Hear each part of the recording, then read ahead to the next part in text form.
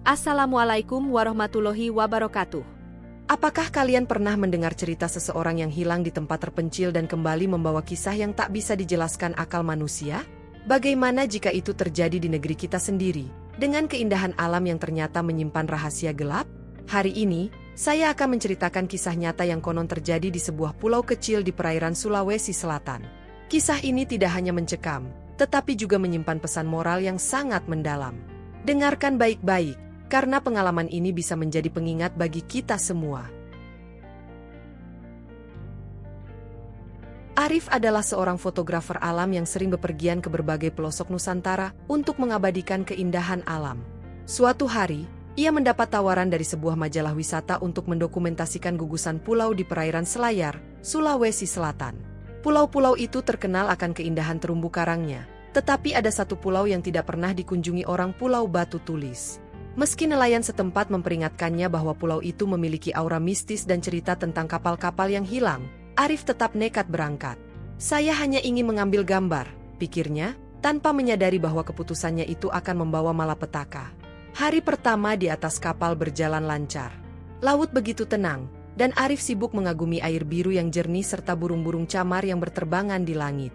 Namun, ketika ia mendekati Pulau Batu Tulis, ombak tiba-tiba berubah ganas. Kapalnya terbalik dihantam gelombang tinggi. Arif berpegangan pada sebuah papan kayu, terombang-ambing hingga akhirnya terdampar di pantai pulau itu. Ketika ia sadar, ia melihat hamparan pasir putih dan pohon kelapa yang menjulang tinggi. Matahari mulai terbenam, dan suasana perlahan berubah mencekam. Pulau itu terlalu sepi, tidak ada suara binatang, bahkan desir angin pun terdengar aneh. Di tengah rasa lelah dan kebingungannya, Arif memutuskan untuk bermalam di pantai sambil menunggu kapal penyelamat. Namun, malam itu menjadi awal dari segala hal yang tak terduga. Malam perlahan menyelimuti Pulau Batu Tulis. Langit yang tadinya cerah berubah menjadi gelap dengan kecepatan yang tidak wajar. Bintang-bintang yang biasanya berkilauan tiba-tiba menghilang, tertutup oleh awan pekat yang menggantung rendah. Arif duduk di atas pasir, berusaha mengeringkan bajunya yang basah. Dengan kamera yang berhasil ia selamatkan dari air, ia memeriksa foto-foto yang sempat diambil sebelum kapal terbalik. Suaranya bergetar pelan ketika ia berbicara sendiri, mencoba menguatkan hati. Besok pagi pasti ada kapal yang lewat, ucapnya, meski ia tahu pulau ini jarang dilalui nelayan. Angin malam mulai bertiup dingin, membuatnya menggigil. Namun, ada sesuatu yang lebih mengganggu daripada hawa dingin. Suara. Bukan suara biasa seperti hembusan angin atau deru ombak, tetapi suara langkah kaki. Langkah itu terdengar berat, seperti seseorang yang berjalan di pasir dengan beban di punggungnya. Arif menoleh ke arah hutan yang gelap gulita di belakangnya. Ia mencoba meyakinkan dirinya bahwa itu hanya suara binatang malam, mungkin babi hutan atau burung besar yang mencari makan. Tetapi langkah itu tidak berhenti. Bahkan, suara itu semakin mendekat ke arahnya. Dengan tangan gemetar, ia menyalakan lampu dari kamera. Sorotan cahaya itu menerangi pepohonan di pinggir hutan, tetapi tidak ada apa-apa di sana. Hanya pohon kelapa dan semak belukar yang bergerak pelan karena angin. Namun, ketika ia memutar badannya kembali ke pantai, ia membeku. Jejak kaki. Basah, besar, dan dalam. Jejak itu tidak mungkin miliknya sendiri karena bentuknya berbeda, lebih panjang, dengan jari-jari yang mencengkeram pasir. Jejak itu mengelilingi tempatnya duduk, seolah-olah sesuatu telah mengintainya sepanjang malam. Arif merasa dadanya sesak. Ia mencoba berpikir rasional, mungkin ini hanyalah ilusi akibat kelelahan atau trauma setelah kecelakaan. Ia kembali duduk, berusaha mengabaikan apa yang terjadi, dan menutup matanya dengan niat untuk tidur. Tetapi, begitu matanya hampir terpejam, ia mendengar suara lain. Bisikan. Suara itu terlalu pelan untuk dipahami, tetapi cukup jelas untuk membuat bulu kuduknya berdiri. Ia membuka mata dan melihat sesuatu yang membuat jantungnya berhenti sejenak. Di tepi pantai, tidak jauh dari tempatnya duduk, ada sosok berdiri membelakanginya. Sosok itu terlihat seperti manusia, tetapi tubuhnya sedikit membungkuk, dengan rambut panjang yang terurai ke bawah hingga hampir menyentuh pasir. Tangan sosok itu terlalu panjang, hingga ujung jari-jarinya hampir menyentuh tanah. Arif menelan ludah, mencoba untuk tidak mengeluarkan suara. Tiba-tiba, sosok itu berbalik. Tidak ada wajah di sana, hanya kulit hitam legam dengan mata merah yang bersinar seperti bara api. Arif terpaku, tidak mampu bergerak, sementara sosok itu melangkah pelan ke arahnya. Namun, Sebelum makhluk itu mencapai tempat Arif duduk, suara keras seperti gong tiba-tiba terdengar dari arah hutan. Makhluk itu berhenti, menoleh ke arah hutan, lalu berjalan mundur perlahan sebelum menghilang ke dalam gelapnya malam. Arif gemetar hebat. Ia mencoba mengumpulkan keberanian untuk bangkit, tetapi lututnya terasa lemas. Malam itu, ia tidak tidur. Ia hanya duduk memeluk lutut, menunggu pagi tiba sambil terus menatap ke arah hutan, takut kalau makhluk itu akan kembali. Ketika fajar menyingsing, ia bersumpah dalam hati bahwa ia akan segera meninggalkan pulau itu. Tetapi, ia tidak tahu bahwa hari-hari berikutnya justru akan membawanya lebih dalam ke misteri gelap yang mengancam hidupnya. Saat matahari perlahan muncul dari ufuk timur, Arif merasakan kelegaan sesaat. Sinar pagi yang hangat membuat pulau itu tampak lebih bersahabat. Suara burung-burung yang mulai berkicau seolah membangkitkan harapan baru. Namun, ingatan tentang sosok mengerikan tadi malam terus menghantui pikirannya. Aku harus menemukan cara keluar dari sini, gumamnya sambil memandang ke arah laut. Tidak ada tanda-tanda kapal nelayan, hanya hamparan air yang tenang, seolah menyembunyikan misterinya sendiri. Arif memutuskan untuk menjelajahi pulau itu, berharap menemukan sesuatu yang bisa membantunya bertahan. Ia membawa kameranya, bukan untuk memotret, tetapi sebagai alat penerangan jika gelap kembali menyelimuti. Langkahnya membawanya masuk ke hutan, tempat yang semalam terasa begitu menyeramkan. Di siang hari, hutan itu tampak biasa saja, dengan pohon-pohon besar yang akarnya mencengkeram tanah seperti jari-jari raksasa. Tetapi, ada sesuatu yang tidak wajar. Hutan itu terlalu sunyi. Tidak ada suara serangga, bahkan daun-daun yang berguguran pun tidak menimbulkan suara. Di tengah penjelajahannya, Arif menemukan sesuatu yang aneh. Sebuah batu besar dengan tulisan kuno yang diukir pada permukaannya. Tulisan itu tidak seperti aksara yang ia kenal, tetapi ada sesuatu yang mengusik pikirannya. Tulisan itu seperti memancarkan aura panas, meski saat ia menyentuhnya, batu itu terasa dingin seperti es. Tiba-tiba, suara gemerisik terdengar dari belakangnya. Arif berbalik cepat, tetapi tidak ada siapapun. Ia mencoba meyakinkan dirinya bahwa itu hanyalah suara angin. Namun, beberapa saat kemudian, ia merasa ada yang mengawasinya. Ia memperhatikan sekelilingnya dan menyadari bahwa pohon-pohon di hutan itu tampak seperti bergerak. Tidak, bukan pohonnya yang bergerak, melainkan bayangan di antara pohon-pohon itu. Sesuatu sedang bersembunyi, mengintai dalam gelap. Arif mempercepat langkahnya. Ia ingin kembali ke pantai, tetapi jalannya terasa semakin berliku. Hutan itu seperti mengubah dirinya sendiri, membuatnya tersesat. Dalam kebingungannya, ia mendengar suara gemuruh aneh, seperti ribuan orang berbicara bersamaan, tetapi tidak ada satupun kata yang ia pahami. Rasa takut mulai mengambil alih dirinya. Namun, ia tetap berjalan hingga akhirnya tiba di sebuah area terbuka. Di sana, ia melihat sesuatu yang membuat darahnya membeku. Di tengah area itu, ada lingkaran besar yang terbuat dari batu-batu kecil yang disusun dengan rapi. Di dalam lingkaran itu, terdapat jejak kaki yang sama seperti yang ia lihat tadi malam. Tetapi kali ini, jejak itu membentuk pola yang tidak wajar seperti simbol kuno yang ia tidak mengerti. Saat Arif berdiri di sana, ia mendengar bisikan lagi, kali ini lebih keras dan jelas. "Kenapa kau datang ke sini?" suara itu bertanya, tetapi tidak ada sosok yang terlihat. Arif menoleh ke segala arah, tetapi yang ia lihat hanyalah pohon dan bayangan. Ia mencoba menjawab dengan suara bergetar, "Aku tidak bermaksud apa-apa. Aku hanya ingin keluar dari sini." Namun, tidak ada jawaban. Hanya suara tawa pelan yang terdengar, mengalun seperti angin yang berbisik. Tawa itu membuat Arif merasa kecil, seperti ia hanyalah mainan di tangan kekuatan yang jauh lebih besar. Di saat itulah, ia melihat sesuatu di tanah, di luar lingkaran batu. Sebuah tali anyaman yang tampak seperti buatan manusia. Dengan hati-hati, ia mengambil tali itu dan menyadari bahwa itu adalah tanda keberadaan orang lain di pulau ini. "Apakah ada orang lain di sini?" tanyanya, lebih kepada dirinya sendiri. Namun, tidak ada jawaban selain suara tawa yang terus bergema di dalam kepalanya.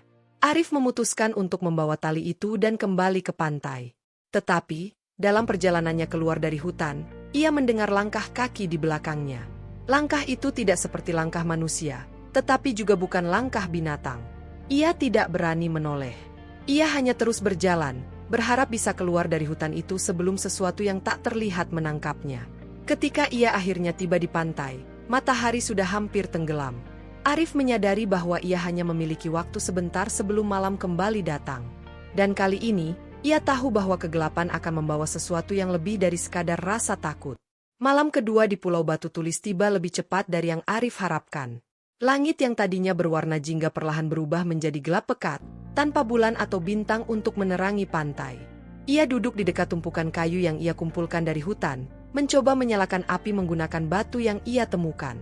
Setelah beberapa kali percikan, akhirnya api kecil menyala, memberikan sedikit rasa aman di tengah kegelapan. Namun, rasa aman itu tidak berlangsung lama. Dari arah laut, terdengar suara gemuruh aneh. Awalnya, Arif mengira itu hanyalah ombak besar yang menghantam karang. Tetapi ketika ia memperhatikan lebih saksama, suara itu terdengar seperti nyanyian. Nyanyian itu tidak seperti lagu manusia. Melodi aneh itu naik dan turun dengan cara yang tidak biasa, seperti suara yang berasal dari dunia lain. Arif menoleh ke laut, mencoba mencari sumber suara.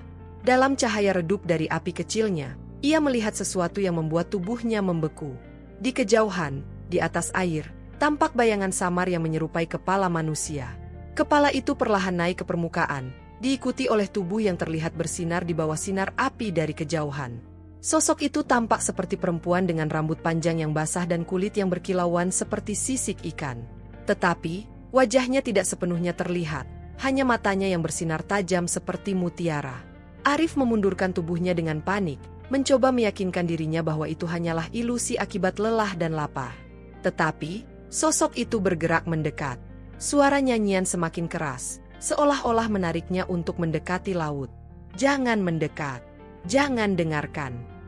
Suara hati kecilnya memperingatkan, tetapi tubuhnya terasa terpaku.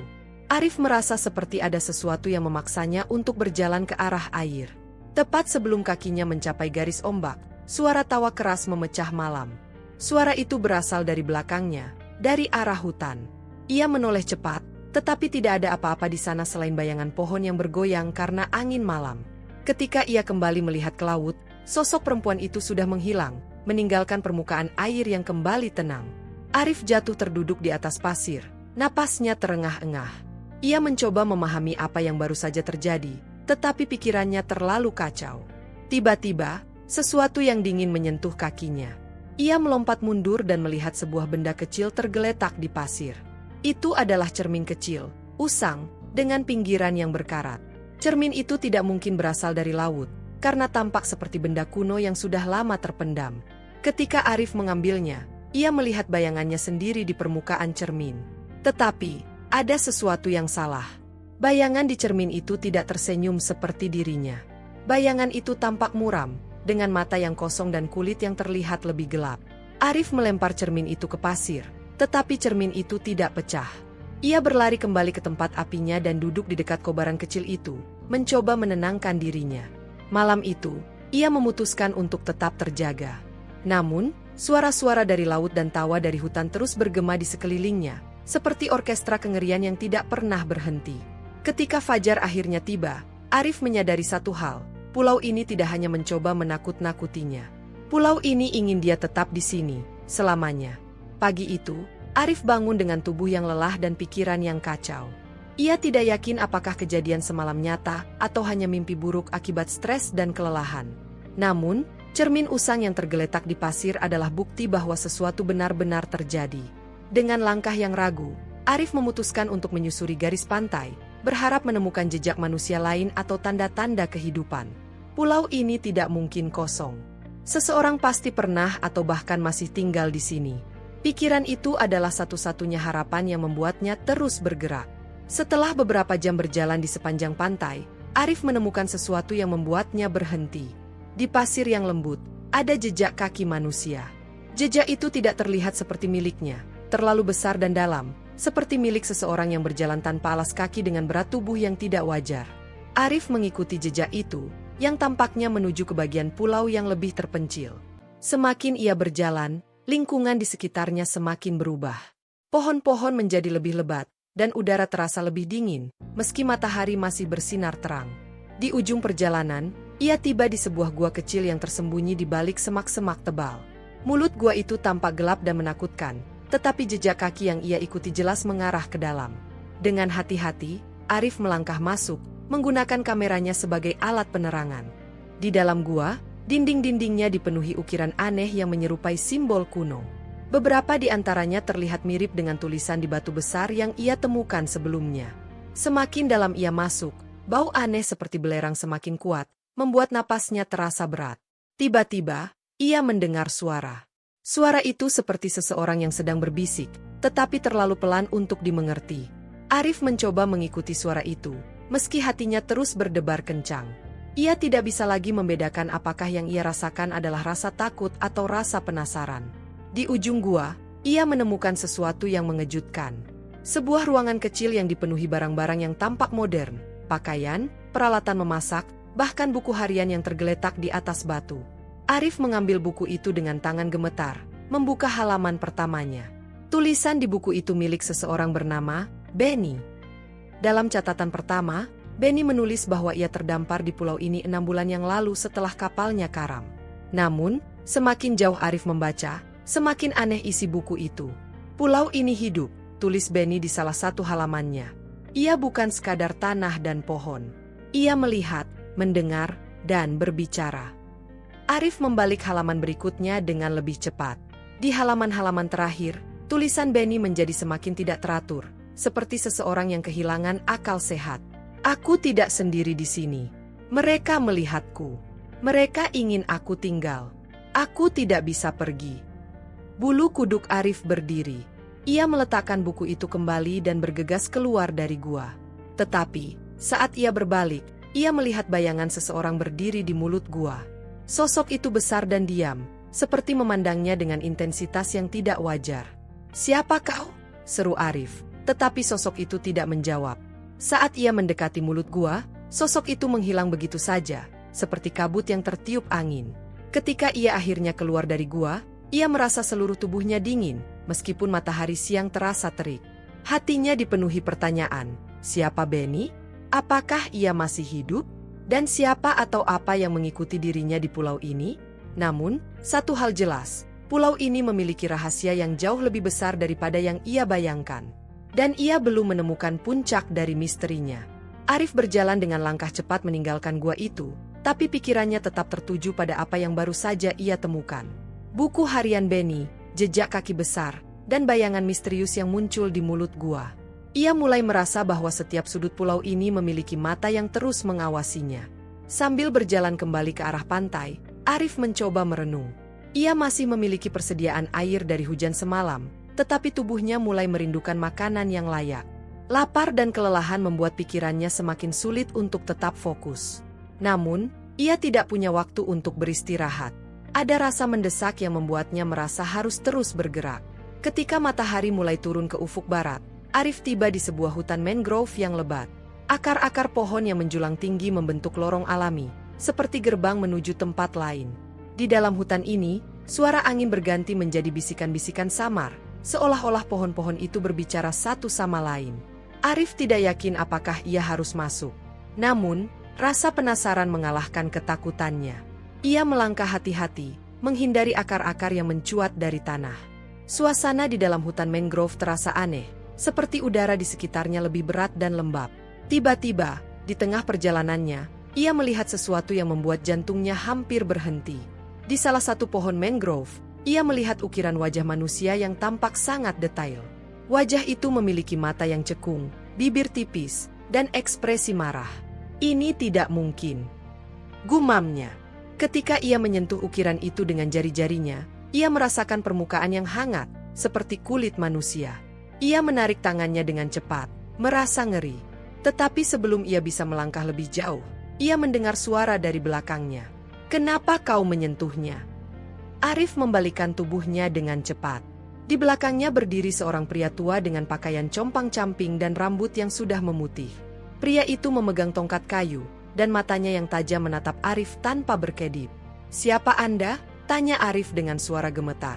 Pria itu tidak menjawab, tetapi melangkah mendekat. Ia mengarahkan tongkatnya ke arah pohon mangrove yang berukir wajah.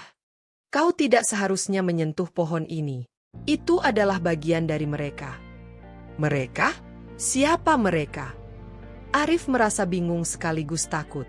Pria tua itu tersenyum tipis, senyum yang penuh dengan rahasia gelap. Pulau ini adalah rumah bagi mereka yang tidak pernah bisa pergi. Wajah-wajah itu adalah mereka yang telah menjadi bagian dari pulau ini. Arif mundur selangkah, merasa ngeri dengan penjelasan itu.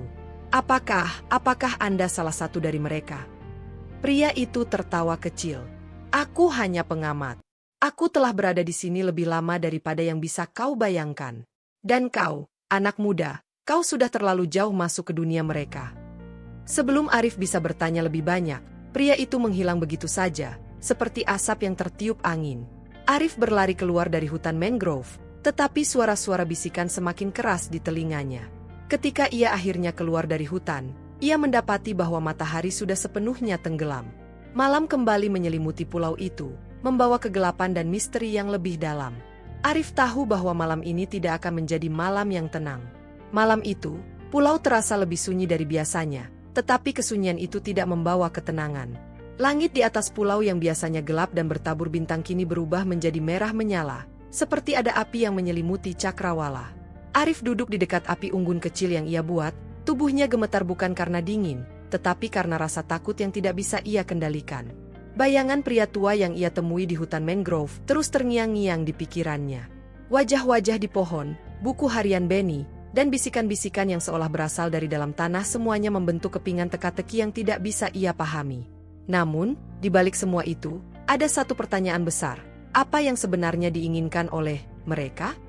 Saat Arif mencoba menenangkan pikirannya, ia mendengar sesuatu yang membuat bulu kuduknya berdiri.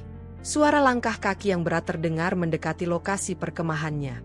Langkah itu tidak terburu-buru, tetapi teratur, seperti seseorang yang tahu kemana ia akan pergi. Arif mematikan api unggunnya dengan cepat, bersembunyi di balik semak-semak. Napasnya tertahan, dan jantungnya berdetak begitu keras hingga ia khawatir itu akan terdengar oleh apapun yang sedang mendekat. Dari balik dedaunan, ia melihat sosok yang berjalan perlahan menuju perkemahannya. Itu bukan pria tua yang ia temui di hutan mangrove, tetapi sosok yang lebih besar, dengan tubuh seperti manusia tetapi wajah yang cacat. Wajah itu tampak seperti gabungan dari beberapa wajah yang pernah ia lihat. Ada mata yang salah posisi, mulut yang terlalu besar, dan kulit yang terlihat seperti terbakar. Sosok itu berhenti di dekat tempat Arif bersembunyi. Ia mengendus-endus udara, seolah mencium keberadaan Arif. Tanpa sadar, Arif meremas sebatang kayu di tangannya, bersiap untuk membela diri jika sosok itu menemukannya. Namun, sebelum sosok itu bisa lebih dekat, suara bisikan yang sama seperti di hutan mangrove terdengar lagi. Kali ini, suara itu lebih keras dan terdengar seperti memanggil nama Arif. Arif, Arif. Sosok itu berhenti sejenak, lalu berjalan menjauh, mengikuti arah bisikan. Arif tetap diam di tempatnya, tubuhnya tidak mampu bergerak meski rasa takut sudah mencapai puncaknya. Ia tidak tahu apakah bisikan itu menyelamatkannya atau justru membawa bahaya yang lebih besar. Ketika ia merasa keadaan mulai aman, Arif keluar dari persembunyiannya dan berjalan ke arah pantai. Ia merasa bahwa semakin jauh ia dari tengah pulau, semakin besar peluangnya untuk bertahan hidup. Tetapi ketika ia mencapai pantai, ia melihat sesuatu yang membuatnya hampir pingsan.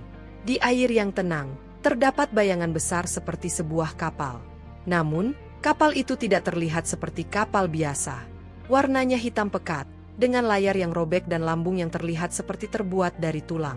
Arif memandang kapal itu dengan penuh rasa ngeri. Ia tidak tahu dari mana kapal itu datang atau siapa yang ada di dalamnya, tetapi yang ia tahu, ia tidak ingin mendekat. Namun, saat ia berbalik untuk menjauh, ia melihat sesuatu di pasir. Itu adalah tulisan yang terbentuk dari serpihan kayu kecil. Tulisan itu berbunyi, "Kami akan datang." Arif terdiam, tidak tahu harus berbuat apa. Apakah pesan itu ditujukan untuknya? Dan siapa sebenarnya kami yang dimaksud? Ia merasa seperti pion dalam permainan yang jauh lebih besar dari dirinya. Langit berdarah, kapal hantu, dan pesan misterius di pasir, semua itu membuat Arif menyadari satu hal. Malam ini adalah malam di mana ia harus memutuskan, melarikan diri atau menghadapi rahasia pulau ini, apapun risikonya. Pagi itu, Arif terbangun dengan perasaan aneh, seolah-olah sesuatu yang tidak wajar telah menyusupi mimpinya. Ia bermimpi berada di dasar laut, dikelilingi oleh bayangan gelap yang tak berbentuk. Di dalam mimpi itu, ia mendengar suara, seperti nyanyian panjang yang menggema di sekitarnya. Suara itu menyuruhnya untuk datang ke pantai, tempat kapal hitam yang ia lihat malam sebelumnya masih tertambat. Saat membuka mata, ia menyadari bahwa tubuhnya basah oleh embun pagi, meski ia ingat jelas malam itu ia berlindung di bawah pohon. Seolah-olah pulau ini terus memanipulasi kenyataan di sekitarnya. Tanpa sarapan atau persiapan lebih lanjut, Arif berjalan menuju pantai. Di kejauhan, kapal hitam itu masih ada, berlabuh dengan anggun di air yang terlihat seperti kaca. Ia tidak tahu apa yang akan ia temui, tetapi rasa ingin tahu yang bercampur dengan ketakutan memaksanya melangkah lebih dekat. Ketika ia tiba di pantai, ia melihat sesuatu yang tidak mungkin diabaikan. Sosok pria tua dari hutan mangrove berdiri di dekat air, kali ini mengenakan jubah hitam panjang yang menutupi tubuhnya. Wajahnya terlihat lebih muda dari yang Arif ingat, seolah-olah waktu berjalan mundur untuk pria itu. "Kau akhirnya datang," kata pria itu dengan suara yang terdengar lebih berat dari sebelumnya. "Siapa kau sebenarnya?" tanya Arif dengan suara bergetar. Pria itu tersenyum tipis. "Aku hanyalah penuntun. Kau dipilih oleh mereka, dan sekarang waktunya kau mengetahui kebenaran." "Tapi siapa mereka? Apa yang mereka inginkan dariku?" Pria itu menunjuk ke arah kapal hitam. "Semua jawaban ada di sana. Tapi berhati-hatilah, Arif. Jawaban yang kau cari mungkin lebih berat dari beban yang bisa kau tanggung." Sebelum Arif sempat menjawab, pria itu menghilang begitu saja, seperti asap yang ditiup angin. Arif merasa bahwa ia tidak memiliki pilihan lain kecuali mendekati kapal itu. Dengan hati-hati, ia melangkah ke dalam air. Anehnya, air itu hangat seperti darah dan terasa lebih kental dari air laut biasa. Ketika ia mendekati kapal, sebuah tangga tali jatuh dari sisi kapal, seperti undangan untuk naik. Meski ketakutan melumpuhkan setiap serabut sarafnya, Arif mengumpulkan keberanian dan memanjat ke atas. Di dek kapal, suasana terasa mencekam. Lantai kayu kapal itu penuh dengan ukiran-ukiran aneh yang tampak seperti simbol-simbol kuno. Udara di atas kapal lebih dingin daripada di pantai, dan Arif merasakan napasnya berubah menjadi uap. Tiba-tiba, ia mendengar suara langkah kaki mendekat. Seorang wanita muncul dari balik kabin kapal, mengenakan gaun putih panjang yang berkibar lembut meski tidak ada angin. Wajahnya pucat seperti bulan, dan matanya kosong, seperti tidak memiliki jiwa. "Arif, kami telah menunggumu," katanya dengan suara yang terdengar seperti gema dari dalam gua. "Siapa kalian?" tanya Arif, suaranya hampir pecah. Wanita itu tersenyum. "Kami adalah yang terlupakan. Mereka yang pernah hidup, tetapi kini menjadi bagian dari pulau ini. Dan kau, Arif, telah dipilih untuk menggantikan salah satu dari kami." Arif mundur selangkah, matanya membelalak. "Apa maksudmu? Aku tidak ingin menjadi bagian dari ini." Wanita itu mengulurkan tangannya, dan tiba-tiba, tubuh Arif terasa berat. Ia jatuh berlutut di dek kapal, tidak mampu bergerak. Dari sekelilingnya, sosok-sosok lain mulai muncul, pria, wanita, dan anak-anak dengan tubuh yang transparan seperti kabut. Mereka semua menatap Arif dengan ekspresi yang sama, kosong, tanpa emosi. "Kau tidak bisa lari, Arif," kata wanita itu. "Takdirmu telah tertulis sejak kau menjejakkan kaki di pulau ini. Pulau ini adalah hidupmu sekarang." Dalam keputusasaan, Arif berteriak, tetapi suaranya tenggelam oleh gelombang suara nyanyian panjang yang kembali memenuhi udara. Kapal itu mulai bergerak, berlayar ke arah laut yang lebih dalam, membawa Arif menuju takdir yang tidak bisa ia hindari. Kapal hitam itu bergerak perlahan melintasi air yang kini berubah pekat seperti tinta. Arif tidak tahu kemana kapal itu menuju, tetapi ia bisa merasakan bahwa setiap detiknya membawanya semakin jauh dari keselamatan. Sosok wanita berjubah putih itu tetap berdiri di depannya, wajahnya tetap datar tanpa ekspresi. Sosok-sosok lainnya yang menyerupai bayangan manusia melayang-layang di sekitar, berbisik dalam bahasa yang tidak ia pahami. "Kenapa aku? Apa salahku?" tanya Arif dengan napas terengah-engah. Wanita itu mendekat, menatapnya dengan mata yang seperti kaca mati. "Bukan tentang salah atau benar, Arif. Ini tentang keseimbangan. Setiap 1000 tahun, pulau ini memilih seorang penebus. Kau adalah orang itu." Arif tidak percaya. "Aku hanya ingin selamat dari pulau ini. Aku tidak peduli dengan permainan ini." "Tapi kau peduli pada kebenaran," wanita itu membalas dengan suara dingin. "Itulah kenapa kau membaca buku harian itu. Itulah kenapa kau terus bertanya. Pulau ini tahu jiwamu haus akan jawaban, dan itulah yang membawamu ke sini." Tiba-tiba, angin dingin meniup keras, dan kapal bergoyang hebat. Di kejauhan, Arif melihat sebuah pusaran besar muncul di tengah laut. Pusaran itu bercahaya, memancarkan warna-warna yang tidak pernah ia lihat sebelumnya, ungu, hijau neon, dan emas. Pusaran itu tampak seperti portal, memanggil kapal untuk masuk ke dalamnya. Sebelum ia sempat bereaksi, wanita itu berbicara lagi. Kau akan melihat apa yang kami lihat. Kau akan menjadi bagian dari kami, dan dengan itu, kau akan mengerti tujuan keberadaanmu. Arif berjuang untuk berdiri, meski tubuhnya terasa berat. Aku tidak akan menyerah begitu saja, teriaknya, mencoba melawan rasa takut yang mencengkeram hatinya. Wanita itu mengangkat tangannya, dan angin yang lebih kencang berputar di sekitar mereka. Kau tidak punya pilihan, Arif. Pulau ini tidak pernah membiarkan siapapun pergi tanpa mengambil sesuatu. Namun, pada saat itu, Arif merasa sesuatu yang aneh di sakunya. Tangannya meraba-raba dan menemukan batu kecil yang ia ambil dari pantai pada hari pertama. Batu itu berwarna biru tua dengan ukiran yang tidak ia mengerti, tetapi sekarang batu itu terasa hangat di tangannya, hampir seperti hidup. Ketika ia mengangkat batu itu, semua sosok di kapal termasuk wanita itu terdiam. Mata mereka tertuju pada batu itu dengan rasa ngeri. Wanita itu melangkah mundur. Tidak mungkin kau menemukannya. Apa ini? Arif bertanya, menggenggam batu itu lebih erat. Itu adalah kunci, jawab wanita itu dengan suara bergetar. Kunci untuk menghentikan siklus ini. Tapi itu akan membutuhkan pengorbanan besar. Kapal terus mendekati pusaran. Angin semakin kencang, dan cahaya dari pusaran itu hampir membutakan.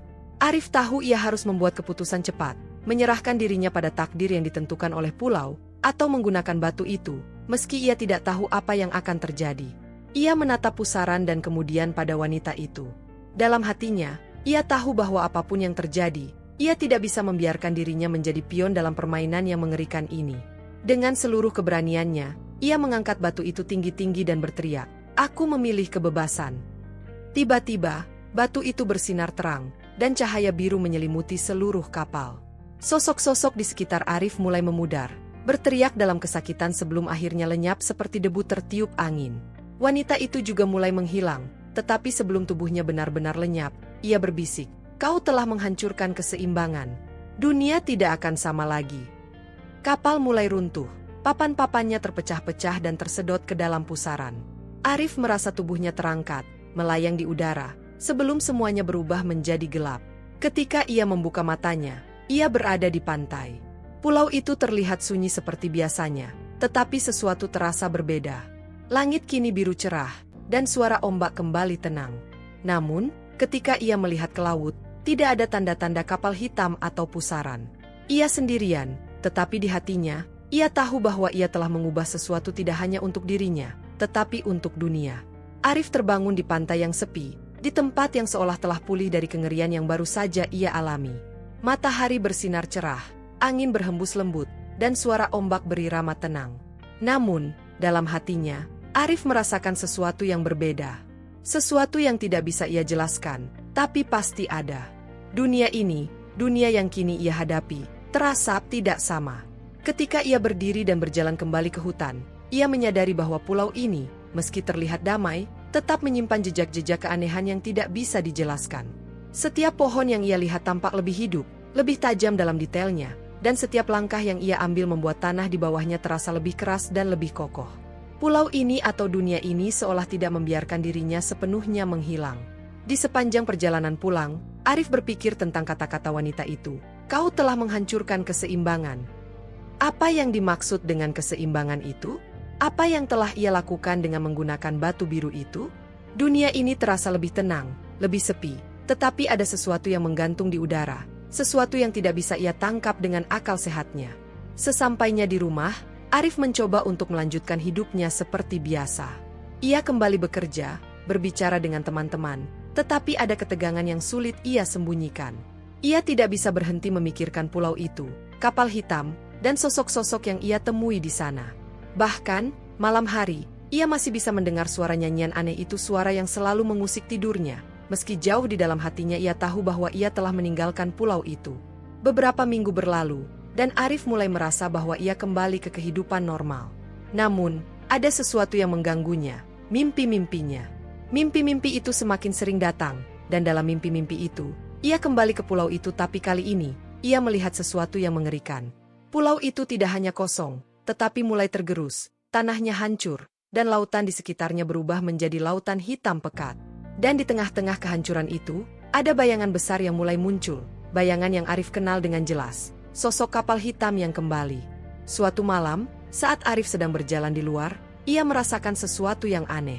Ada sensasi dingin yang mengalir di sepanjang tubuhnya, seolah-olah ia sedang dilihat, dipantau oleh sesuatu yang tidak tampak oleh mata manusia. Ia melihat ke langit, dan untuk sesaat, ia melihat sesuatu yang tidak seharusnya ada di sana, sebuah kilatan cahaya yang begitu terang, tapi menghilang begitu cepat.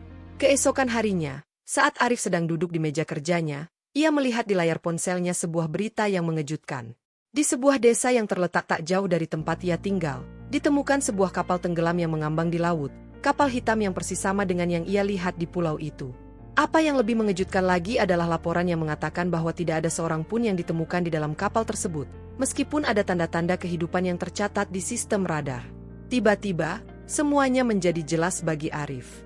Pulau itu, kapal itu, dan suara-suara yang terus mengganggunya semuanya berkaitan.